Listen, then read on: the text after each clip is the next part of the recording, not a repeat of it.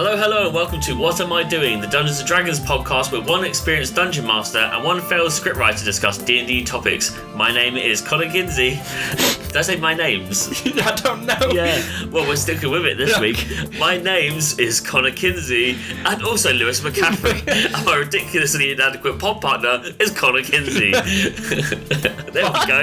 We did it. I'm not cutting this. I'm not redoing it. That's okay. I'm loving it.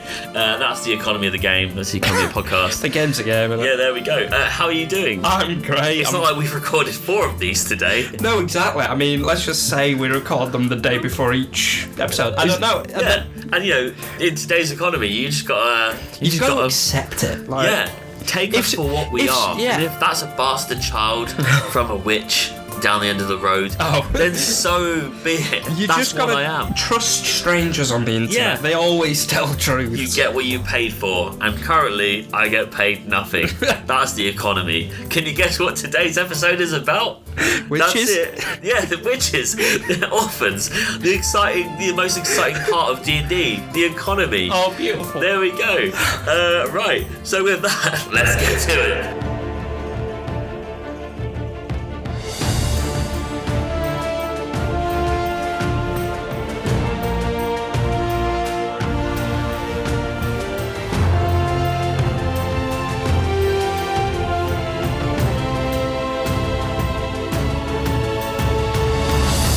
Okay, so today's episode is on economy, not what you'd expect us to be talking about, but this one is a bit of a loaded topic because I remember when we were running a server that at some point some fuckwit DMs gave away a lot of gold and a lot of rare items. I hope you're all listening. Godlike items, and yes, I am the fuckwit. No, that wasn't me. I take no ownership of this. I was the only one who thought it was mental that we had to literally destroy an entire main town in the server. Well, you guys did. From a dragon because the economy was fucked. Yep. How the hell? And also, by the way, at this point in real life, the UK is in a recession, and somehow you usually play D&D to escape real life. I mean, it worked. The same day the UK announced it's in a recession, somehow a dragon destroyed a main town in the server because the economy was fucked in a fictional game. I mean, it worked, and I think the UK government can learn from our dragons. If you're wondering why the pound is worth nothing, dragons. Yeah, exactly. Use dragons. Yeah. It's all those damn goblins coming here and taking our jobs. In my lifetime, Greece has fallen into a recession twice. Okay. Dragons. You know, I googled it, and Greece have never had dragons. Oh. And then when I really used my degree and I really did my research, it turns out no country's ever had dragons because they're not real. You're lying to me. I've got a book on that shelf over there that says they're real. They're real. Okay, so how does currency work in D&D? Is silver and copper worth maintaining? I think no. Does an economy work in an ongoing server-based setting? And can I have some money, please? The last one is really important. You know what, I'm going to leave you on suspense on that last one. But silver and copper, I'm going to disagree with you there. I quite like that in the game. Okay. This isn't a question, this is the topics. Oh. Yeah, you don't have to answer these yet. Oh, okay. Well, don't I look foolish? Yeah, you do. Oh, look, yeah, God, let me answer, let me do my thing. God, I hope no one's listening. Oh, no, they're not. No, okay, they're not. So, Lewis. Hello. I put all my money on red, and now my kids are homeless, and the 83-year-old lady down the road has taken in my dog as her own. Where should I invest my money next? You know what? What am I doing? This is one of the only scenarios where I fully believe this is true, because you did get addicted to that roulette bot. And for quite a while. I did look to see if there were dragons, and they don't exist. Fair enough. The flags are liars. What you do is you kidnap the witch and you bet her on red, and then if you win, you get she 2 was a of witch? her. I don't know. She's just my 83-year-old neighbour who, if you remember from a previous episode, I was trying to slide her DMs. Oh yeah, and she left her underwear out, and she was reported safe. Yeah, she was reported safe. She's a recurring theme. She is. I'd really find this. I wouldn't call it that. It's an insult. You're a recurring theme. I'd laugh if she's actually listening to this, just in tears. Yeah, she's the only listener. She's actually really supportive. Just cried at the windows when you call her a witch. I bet she'd get picked over Stuart Little as well. Oh yeah, probably. Yeah. And Tom Hanks. Okay. First question: how does the economy work in D&D? What is the most most common currency? The most common, obviously, being gold. Yes. There is obviously silver and copper, as we mentioned. Useless.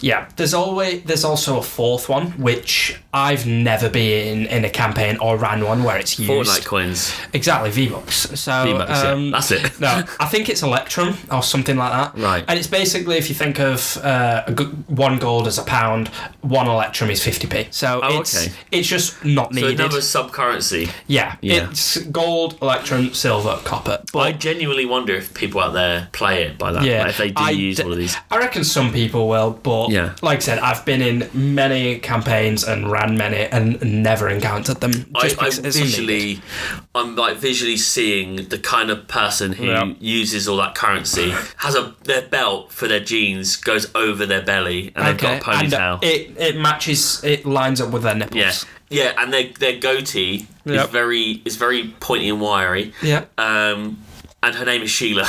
You weren't expecting that, were you? No, I wasn't. You fucking weren't expecting that. Okay.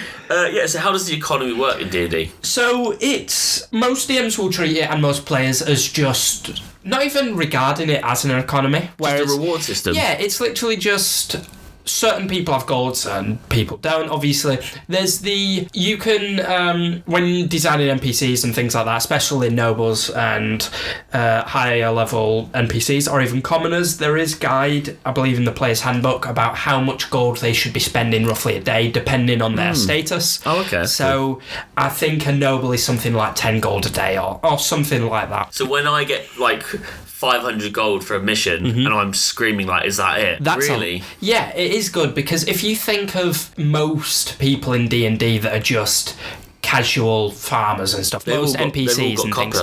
Exactly, they've not got a lot, and that's why in taverns drinks are usually maximum and food a couple of gold pieces, because 500 gold is a lot of money. But it's just because when you're out adventuring, especially when you're a high level and you see an item for 30,000 gold, like that's why 500 gold doesn't seem like a lot. But if you think of 90% of NPCs in this world, they're not adventurers, they don't have that gold, and they don't have the items for it. Is there a way to like hone that in and kind of get people to realise like what they're getting is substantial and they do need to like kind of, they won't be getting those items all the time. 500 gold is a lot. Do we need to raise taxes? Window tax, bring it back. Road taxes on cars that don't exist for 600 years. I mean, let's do it. Why not? Yeah. Add road tax. I'm an advocate. Make Faerun great again. I'm a lefty, but in D&D, I'm a Tory. Okay. Yeah, fair enough. I think we should raise taxes. The national insurance should go up. Yeah, okay. Gold, beer, more than the hourly wage. Yep. That way, when you get the 500 gold, you're like, Jesus, I can get 4 beers in this. There should be no free healthcare, not in Faerun. No, not in the there isn't any. Exactly. There isn't any. Exactly. Stop all clerics from working. Yeah. Give them a clap at 8 o'clock when they heal. A tax on all healing spells. But no, I've forgotten the question now. Oh yeah, so what you can do is, there are obviously guides on prices and things, but I think a good thing to do is adjust them per shop. Yeah. So if you're in a very wealthy city, prices are obviously going to be a bit more expensive. So I don't know, a healing potion might be 100 gold, whereas in a very poor town it might be 10 gold. Obviously I'm just making those up. I think keeping that relative is a very good way to do that, especially your rewards as well. If you do a reward, or if you do a quest in a very poor area of the world, you may get 50 to 100 gold for it. I mean, yeah, you get the experience, you might find items along the way, but if you do a quest for a noble or a king, they may pay you 1,000 gold. And whilst, it may seem like that's amazing and the first quest was terrible, again, it's relative to the prices of everything around you. So a +3 great axe, for example, might cost 20,000 in the city, but it may cost 5,000 in the very poor town because they've not got a lot of money. And I know that might encourage players to just travel to the cheap areas, but that also raises the risk. What if you get mugged, or you can't carry that amount of gold everywhere? The DM should kind of, not should, but if you're going to play it this way, then it's not all even across the board, which is more realistic if it's not, then the DM should also be aware and take into account the risk based on the areas you're in. You don't go down the dark alleys all the time. Exactly. If you go into a very poor area waving around or carrying a massive sack of 10,000 gold pieces, you're going to get mugged. Or at least someone's going to try it. Well, I think we've covered some of the other questions I was going to ask on this. Okay. But just to say a quick fire round, how do players earn money? Saying just 3 options there. Yep, so completing quests. There's the criminal option of stealing or killing, or even the less standard way is by some kind of a job. And by that I mean, let's say if you are travelling between, I don't know, towns or something, and you find, I don't know, you just carry stuff along the way, or you find a mine or something. Working like a mule. Yeah, you might even just do little jobs like that, like actual work rather than completing quests, or seeing if anyone needs anything. More of a 9-to-5 kind of job. Don't do it the entire session, but that's an option, I suppose. Yeah, nice, okay. Well, last one then, and we did briefly discuss about this in taverns, is investment. Ooh, is investment a thing in D&D? Yes, it is, but I know not every DM utilises it or uses it. Because I literally didn't know people do that. I know of groups, and I've DM'd for groups where they've looked to buy a tavern and they have hired workers, and then every few days or every week in game they will go back to that and see what it's like, and that can offer quests for them. Let's say if their tavern is being threatened or even been stolen from, but it also not only acts as some kind of a base, but a steady source of income. And it doesn't have to be a lot, but it's helpful that every time you go back to a town, there might be 50 to 100 gold waiting for you. Or if you want to invest in a shop, it might be that they give you discounts, or you go back there and they give you a portion of whatever earnings they've made that week.